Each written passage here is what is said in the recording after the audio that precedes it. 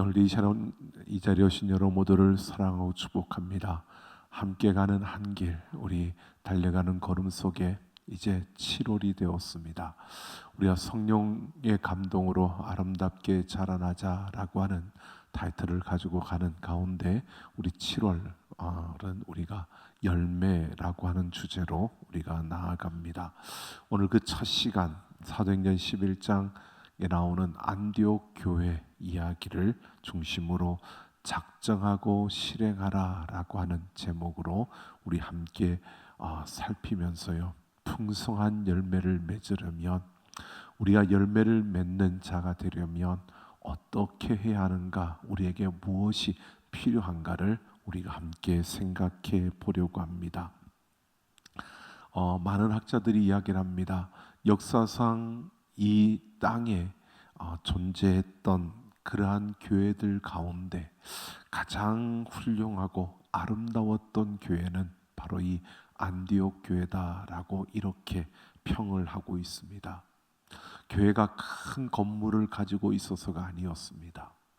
교회에 많은 사람들, 그 숫자가 몇만 명 모여서 그것도 아니었습니다. 초라하지만 그러나 그 안디옥 교회는 참으로 그 빛을 비추었던, 진정으로 참된 복음의 빛을 비춘 그러한 교회로 평가를 받고 있습니다. 이 안디옥 교회는 예루살렘에 불어닥친 그 무서운 핍박을 피해서 그 외국으로, 이방 지역입니다, 이방 땅으로 도망을 친, 바로 그렇게 나아갔던 무명의 그 평신도들이 이 안디옥 교회를 세운 겁니다. 그 무명의 평신도들이 그 이방 땅 지역에 그 교회를 세웠다라고 하는 이 이야기를 듣고 예루살렘 교회에서 그게 정말일까라고 확인도 하고요. 그러면서 그들에게 좋은 목회자 바로 바나바를 파송한 것을 보게 됩니다. 이들은 핍박을 감내했습니다. 그러면서 자신들의 그 믿음을 보여주었고, 가는 곳마다 복음을 전하고 말씀대로 살아가는 그러한 걸음을 통해서 주변 사람들에게 칭찬과 존경을 받았던, 같은 유대인들에게 칭찬과 존경을 받는 것도 어려울 텐데 이방인들에게 바로 이 칭찬과 존경을 받았던 그러한 이들이 바로 이 안디옥 교회였습니다. 그들에게 파송된 지도자 바나바 역시 하나님의 은혜를 아는, 그 은혜를 알고 또 그 은혜를 볼 줄 아는 그런 사람이었고, 믿음과 성령이 충만한 그러한 자였습니다. 그가 안디옥에 가서 교회를 돌보며 목회하는 가운데 많은 이들이 그곳으로 나오게 되었고, 그러면서 그는 혼자서 감당할 수 없다고 생각하고 그 고향에 가 있던 바울을 데려다가 그가 안디옥에서 같이 함께 목회를 합니다. 바나바와 바울은 바로 안디옥에서 같이 함께 목회를 했고, 그러는 가운데서 그 교회가 많은 변화를 이루었습니다. 후에 바나바와 바울은 이 안디옥 교회가 지원하고 기도하고 후원하는 그것을 가지고 그 전도 여행을 떠나는 이 모습을 우리는 알 수 있습니다. 자, 이렇게 세워진 안디옥 교회, 그들은 그 이방 땅 지역에 이 교회를 세우고 그들이 살아가는 그 걸음 속에서요, 오늘 26절을 보면 주변 사람들은 안디옥 교회 성도들에게 그리스도인이라는 별명을 붙여주었다고 말해주고 있습니다. 그리스도인이라는 이름을 갖게 된, 역사적으로 처음 그리스도인이라는 이름을 갖게 된 이들이 바로 이 안디옥 교회였습니다. 어떤 역경 속에서도 믿음을 지켰던 그 사람들이 가질 수 있었던 이름이 그리스도인이었습니다. 또 듣고 배운 대로 그 말씀대로 순종하며 살았던 이들이 얻을 수 있었던 이름이 그리스도인이었습니다. 뿐만 아니라 언제나 그 복음을 전하기 위해서 자신의 모든 것을 내어놓을 수 있었던, 쉬지 않고 그 복음을 전할 수 있었던 이들이 얻을 수 있었던 이름이 바로 그리스도인이었습니다. 이게 안디옥 교회의 모습이었습니다. 여러분, 오늘 우리는 그리스도인이라는 이름을 우리에게까지 이것이 전하여졌고 우리는 그리스도인이라는 이름을 가지고 있습니다. 자, 우리는 그리스도인이라는 이름을 가졌는데, 여러분, 안디옥 교회가 그리스도인이라는 이름을 얻을 수 있었던 것은 그들이 그 고통과 역경 속에서 믿음을 지켜가고 또 그들이 듣고 배운 말씀대로 순종하는 삶을 살고 또 그들은 끊임없이 이 복음을 전하는 삶을 삶으로 그리스도인이라는 이름을 얻었는데, 우리는 어떻습니까? 그리스도인이라고 말하는 우리들에게 여러분, 그러한 모습들이, 그런 삶의 열매가 우리에게 있습니까?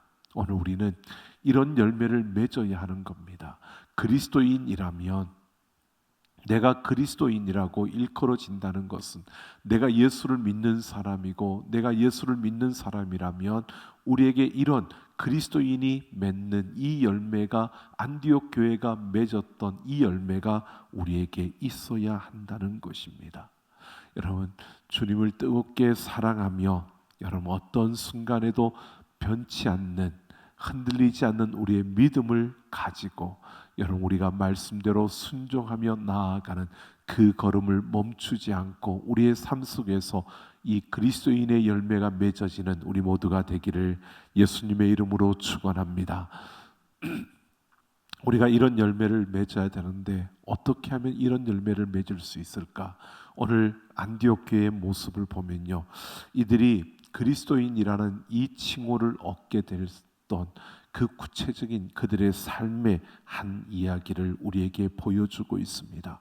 오늘 28절을 보면 바나바와 사울이 함께 안디옥에서 목회하면서 가르치는 가운데 교회가 크게 부흥하고 있을 즈음에 예루살렘에서 몇 사람의 선지자들이 안디옥 교회에 와서 머물고 있었습니다. 그 중에 아가보라고 하는 한 사람이 성령의 감동을 받아서 그가 예언을 합니다. 흉년이 들 것이라고 예언을 한 것입니다. 근데 후에 그의 예언대로 흉년이 들었고, 그 흉년이 들었을 때 안디옥 교회는 바로 헌금을 모아서, 구제 헌금을 모아 예루살렘 교회에 전달했다는 것입니다. 이를 29절 30절을 보면 이렇게 말합니다.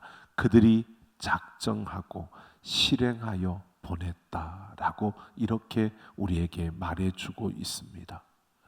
여러분, 작정하고 실행하여 보냈다. 여러분, 이 말이 지금 이 안디옥 교회 성도들이 어떤 모습이었는가를 우리에게 보여주고 있는 건데요, 여기에서 우리가 주목해야 될 것이 있습니다. 여러분, 흉년이 들었는데 가장 힘들었던 곳이 예루살렘이었습니다. 자, 우리가 교회가 가장 중심이고 가장 큰 교회, 그 중심적인 교회가 예루살렘 교회였습니다. 그들 또한 예루살렘에 있던 자들이었고 예루살렘은 당연히 그 교회가 함께하고 있는 곳입니다. 그런데 그곳에서 핍박이 가해지면서 그곳을 도저히 못 견디고 도망쳐서 이방 땅으로 나아온 이들이 세운 교회가 안디옥 교회입니다. 우리가 인간적으로 생각해 보면 안디옥 교회 성도들의 마음 속에는 그 예루살렘 교회 성도들이 너무 부러울 겁니다. 본 교회니까, 정말 중심적인 교회이니까. 그런데 거기에 지금 어떤 부분이냐, 흉년이 들었는데 큰 흉년이 들었다는 겁니다. 위기가 찾아온 것입니다. 이 소식을 듣고 안디옥 교회는 여러분 어떤 생각을 했을까? 여러분, 우리가 생각해 보면 일반적으로 많은 사람들이 그렇게 생각합니다. 야, 왜 예루살렘 교회가 있는데 거기에 흉년이 들지? 야, 그 우리보다 훨씬 더 기도 많이 하고, 우리보다 훨씬 더 하나님 잘 섬기고, 우리보다 하나님을 앞에 더 말씀도 더 잘 알고, 우리보다 더 하나님 앞에 헌신된 자들이 있는 교회인데, 그 교회가 있는 그 지역에 왜 흉년이 들지? 그것도 큰 흉년이 들지? 여러분, 이렇게 보통 일반적으로 어떤 일들이 일어났다라고 하면 사람들은 그것을 분석하고 해석을 합니다. 나름대로 자기들이 해석하는 겁니다. 아, 걔들 뭔가가 문제가 있었을 거야. 걔들이 하나님 앞에 그렇게 헌신한다고 하지만 아마 그들은 하나님 앞에 그렇게 헌신한 게 아니고 보여지기는 그랬지 실제로는 그렇지 않았나 봐. 그러니까 저런 어려움을 당하지, 저런 힘든 일을 당하지, 저런 고통이 주어지는 거지. 여러분, 우리가 일반적으로 사람들이요, 다른 사람들의 아픔과 어려움과 고통과 불행을 보면 말은 안 해서 그렇지 속에서 다들 판단하고 분석하고 자기 나름대로 해석을 하는 겁니다. 그런데 지금 이 안디옥 교회의 모습은요, 그렇게 하지 않고 있다는 겁니다. 이들은 왜 이런 일이 일어났을까? 왜 이런 일이 그들에게 주어졌을까? 왜 이런 일이 그들에게 일어나야만 하는가?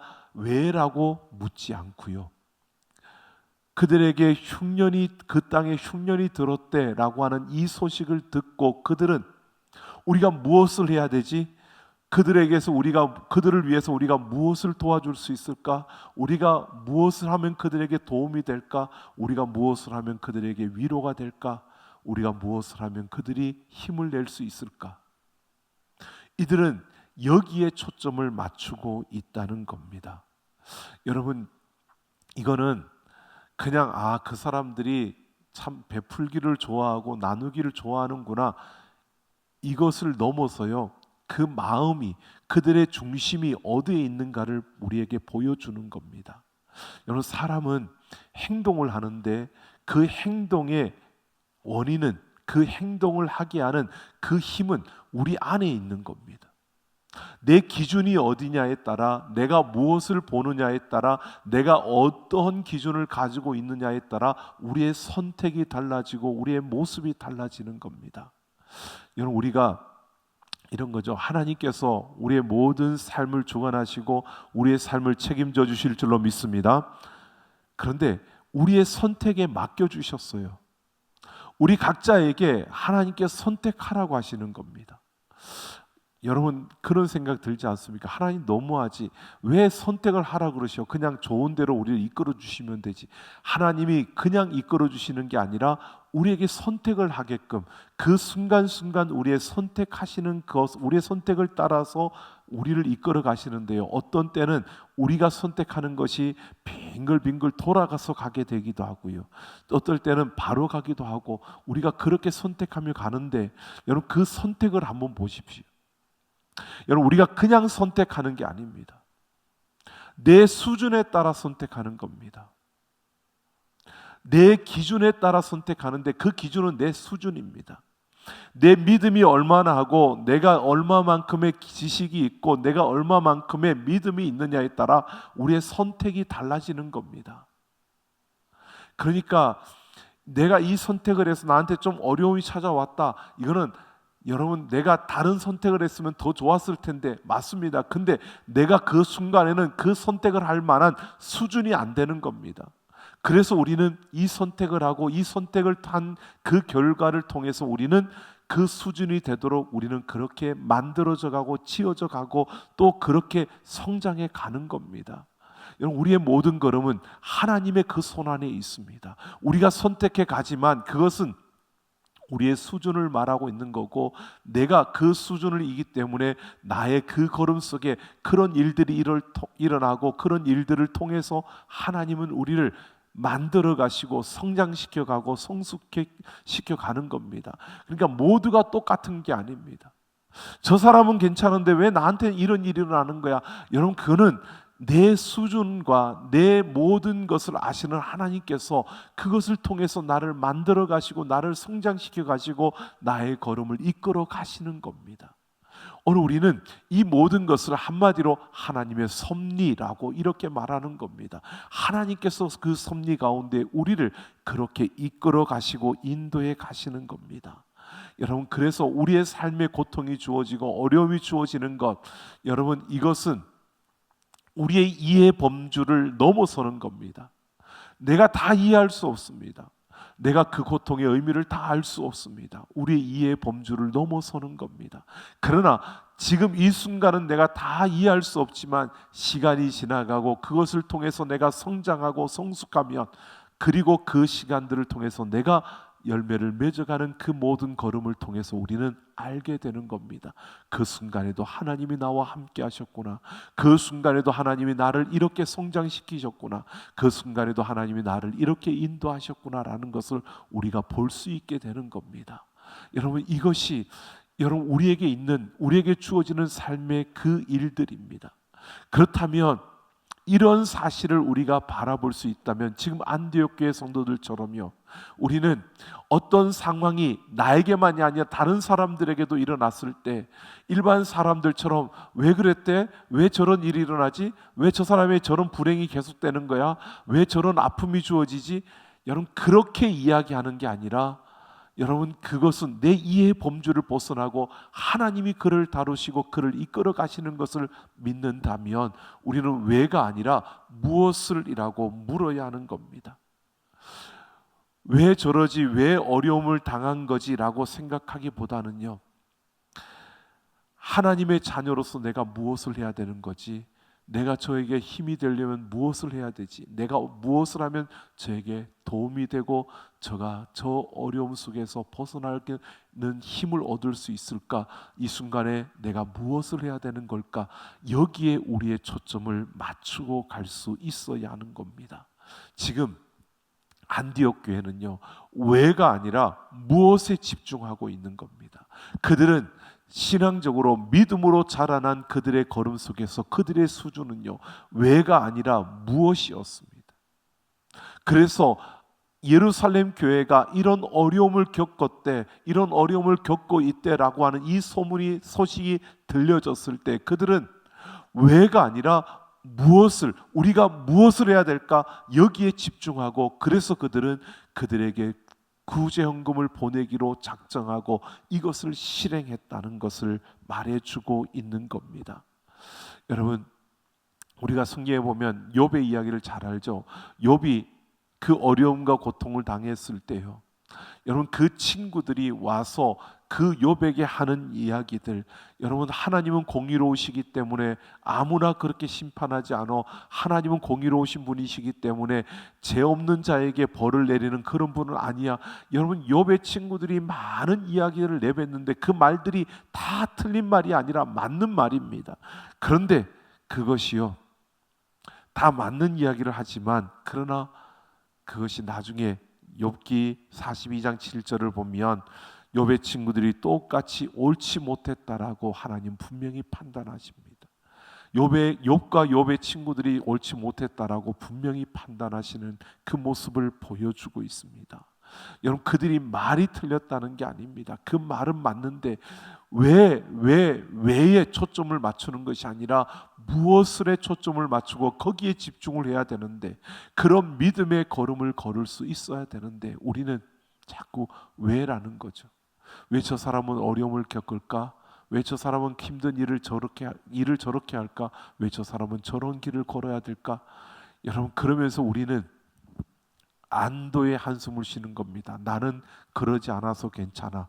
나는 그러지 않아서 좋은 것 같아. 아니요, 나는 그러지 않아서 좋은 게 아니고요. 여러분, 생각해 보면 오늘 우리는 그보다 더한 길을 걸어갈 수도 있다는 사실을 우리는 놓쳐서는 안 될 것입니다. 오늘 우리가 이것을 보게 됩니다.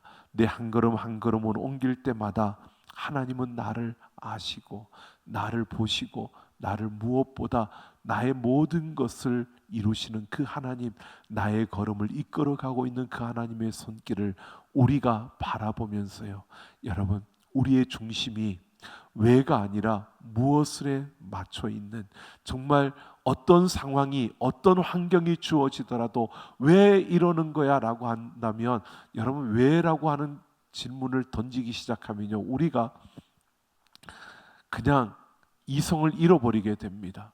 그 상황에 우리가 그냥 파묻히게 되는 겁니다. 또 그냥 하나의 일만 일어나면 괜찮죠. 거기에 또 다른 일들이 그냥 부어지기 시작하면요, 감당하지 못하고 그냥 우리는 손을 놓을 수밖에 없는 그러한 상황에 우리가 떨어지고 마는 겁니다. 여러분, 안디옥 교회는요, 이 예루살렘 교회가 흉년이 들었다라는 이야기를 들었을 때 예루살렘 교회가 뭔가가 잘못했을 거야, 왜 그런 일이 일어나겠어, 함부로 분석하고 섣부른 해석을 하지 않았습니다.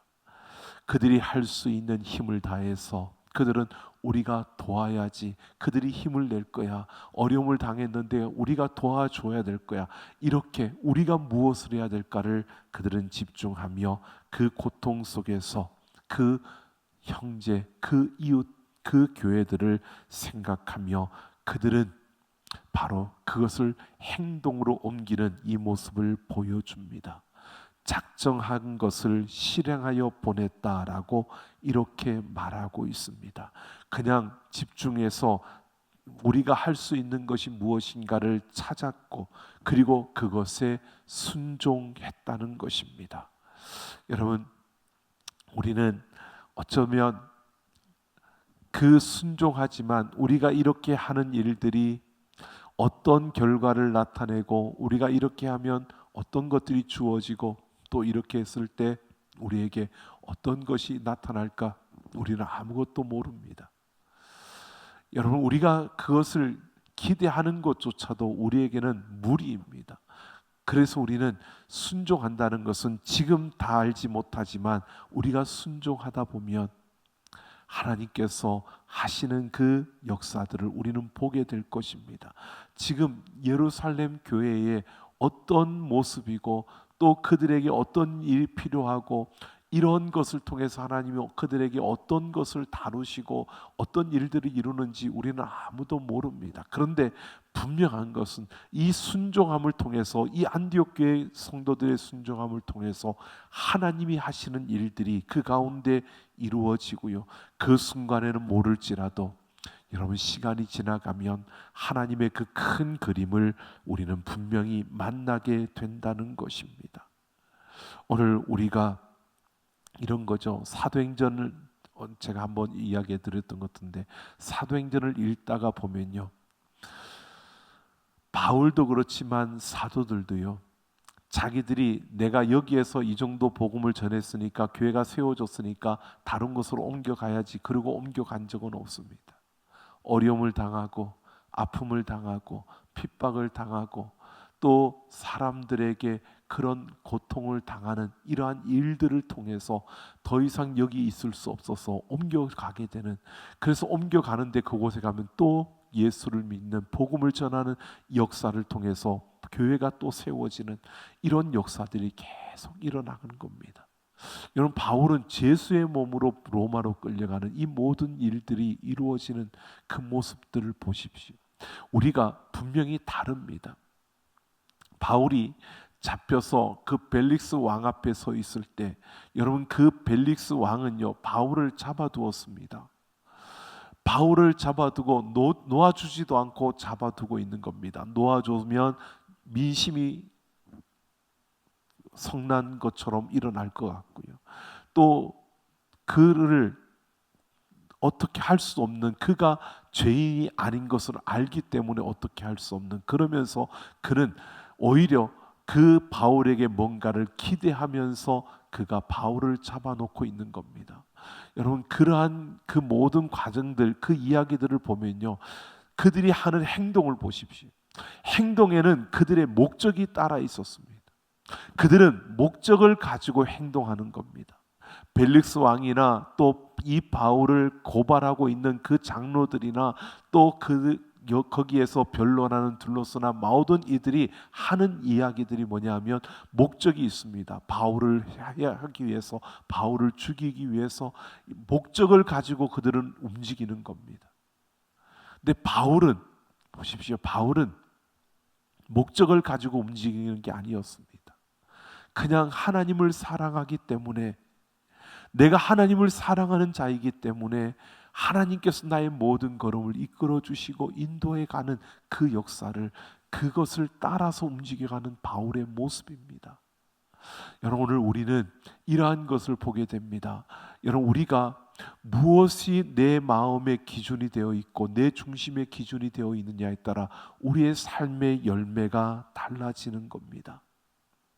여러분, 내가 왜? 라는 질문을 던지기 시작하고 그 섣부른 판단과 해석을 하면서 살아가는 우리의 삶의 열매는 여러분 그리 아름답지 않을 겁니다.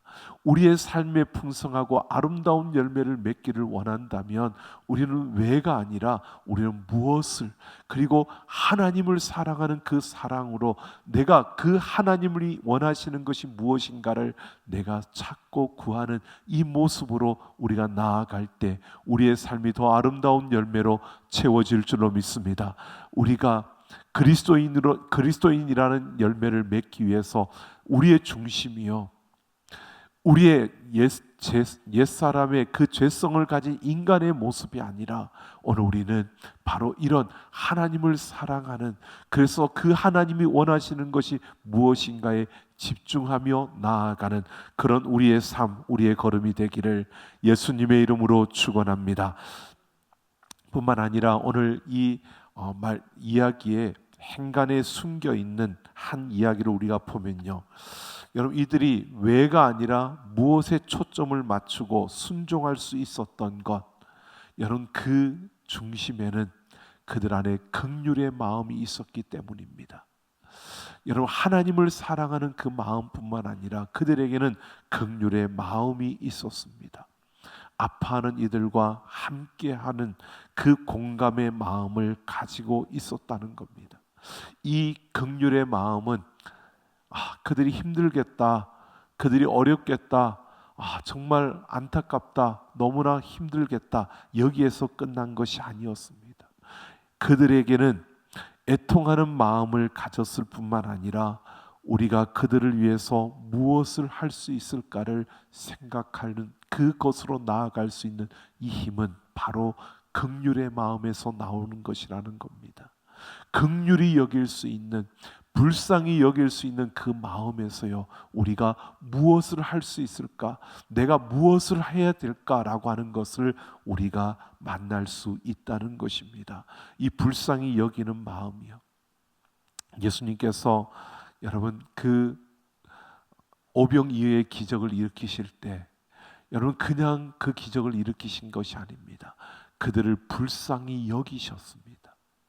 그 긍휼의 마음이 주님에게 있을 때, 그 긍휼의 마음으로 그들을 바라보았을 때 예수님께서 그들을 위하여 하늘을 우러러 축사하시며 그 오병이어의 기적을 일으키던 그 역사를 우리는 보게 됩니다.